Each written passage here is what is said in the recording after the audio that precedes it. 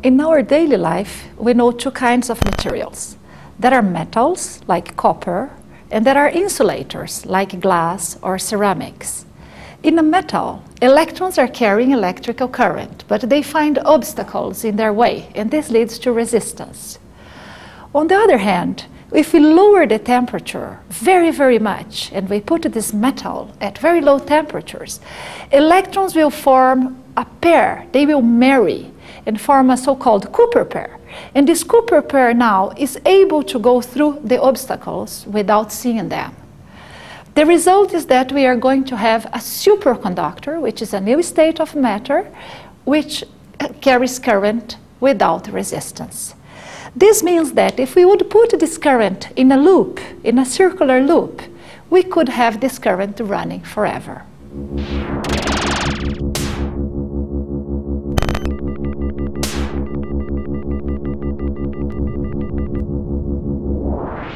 In nature, there are two kinds of particles, fermions and bosons. They differ in their social behavior. You will see later that in the standard model, they are going to play different roles. Fermions are very lonely particles. If they would go into a tower, they would sit each one in a different floor, far from each other. On the other hand, bosons are very social. They would sit all together in the same floor and party together. The secret behind superconductivity is that when we go to very low temperatures, due to the interactions of the electrons, which are fermions, with the matter, these fermions are going to form a Cooper pair, which is now a boson.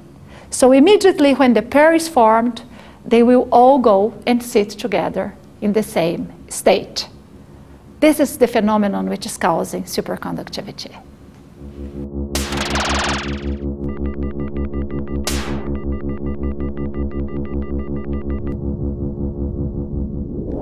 There are two kinds of superconductors. The so-called low-temperature superconductors have this property below minus 260 degrees Celsius at very low temperatures, close to the absolute zero of temperature. On the other hand, the high-temperature superconductors, they have this property below minus 120 degrees Celsius. You will say, minus 120 is still very cold. It's true. It's colder than the winter temperatures in Siberia. But for us, in comparison with minus 260 degrees, it's already pretty warm. So that's why we call them high-temperature superconductors. We know that the phenomenon of superconductivity is due to the formation of Cooper pairs. And in the low-temperature ones, which are the metals, we know why they are forming. However, here, these materials are the insulators, slightly modified. And here we have no idea who is the glue mechanism forming the Cooper pairs.